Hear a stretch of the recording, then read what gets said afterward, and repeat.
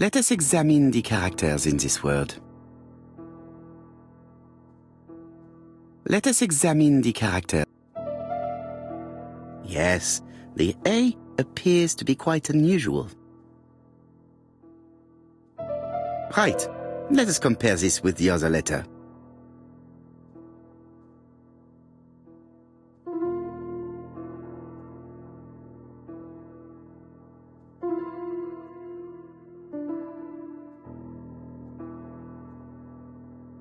That's right.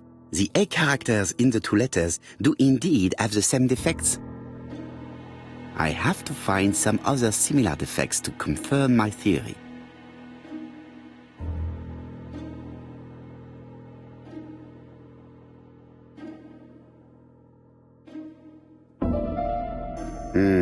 The W is not printed properly. Right, let us compare this with the other letter.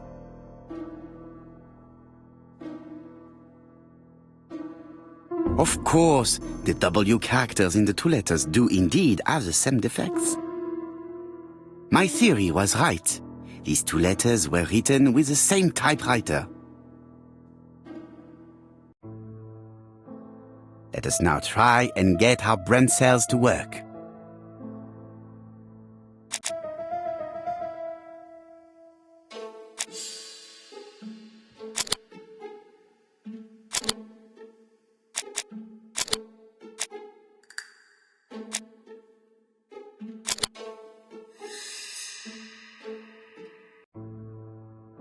The letter should have arrived in time. The postmark shows that it was sent 3 days ago. However, our man made a mistake in the address, which explains the delay. All the same, the post office took their time correcting the error. Come on, Poirot. Your address is not quite as well known as that of Scotland Yard. Poirot, the telephone. It must be Jap.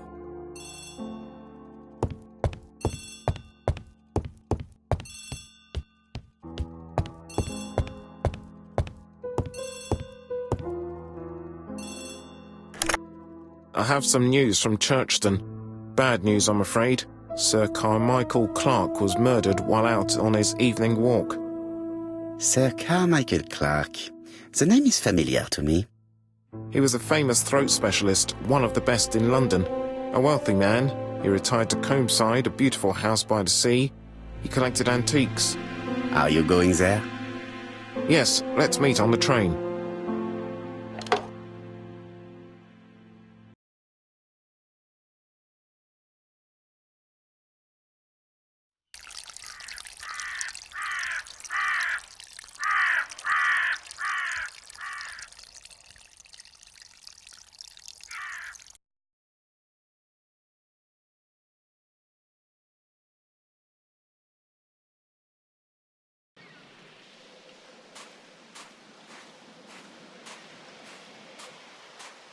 The victim is called Sir Carmichael Clark, one of the best throat specialists in London. The body was still warm when we found it. If we'd been warned earlier, we definitely could have saved him. It appears that the murderer made a mistake when he wrote his letter. A mistake? Lucky for him. And what if he did it on purpose? No. He's defined his madcap rules and he's sticking to them. It's a matter of pride for him. Shall we go up to the house, Poirot? You go, my friends. I will come soon.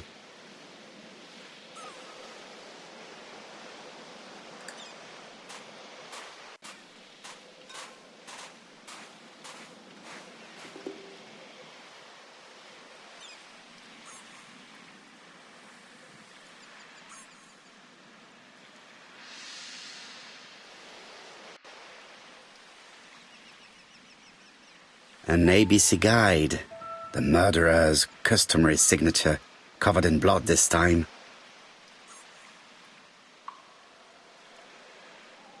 Apart from the wound to the throat, the body is untouched. No cuts, no bruises.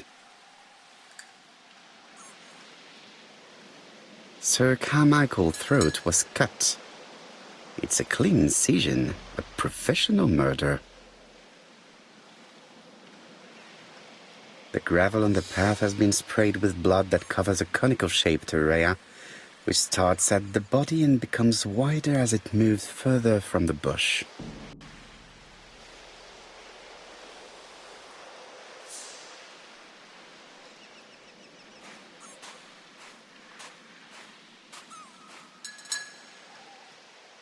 Jab has emptied the victim's pockets and has laid out their contents on this piece of wax cloth.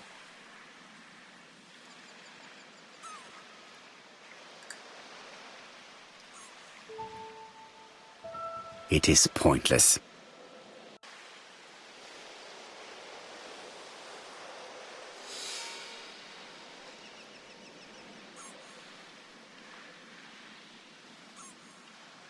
A signet ring, very probably with the Clark family's coat of arms.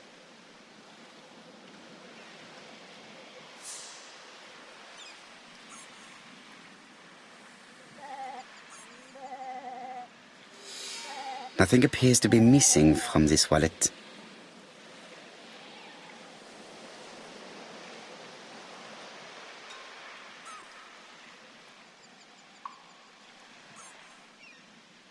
An oriental dragon.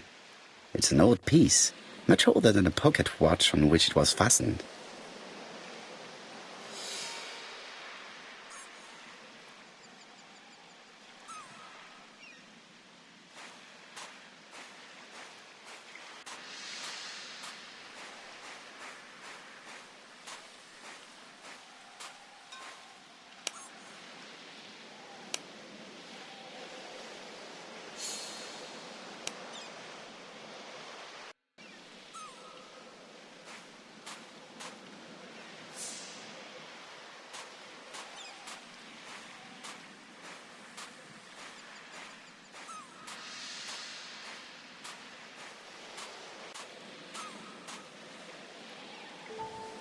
This place is very calming.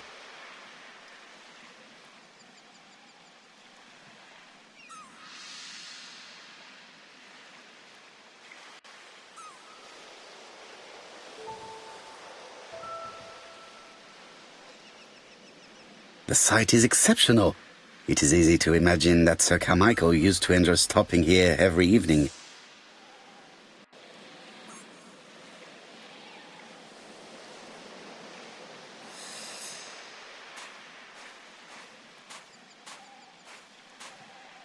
The body is just in front of a bush, one of the only bushes in the surrounding area.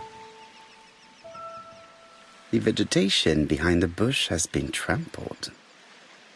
Let us now try and get our brain cells to work.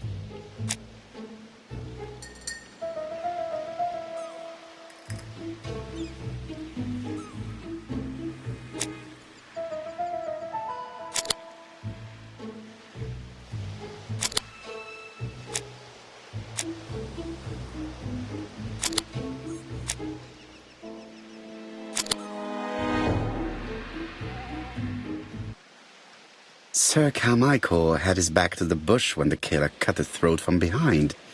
A fatal blow that sprayed blood over a range of more than 1 meter. Let us now try and get our brain cells to work.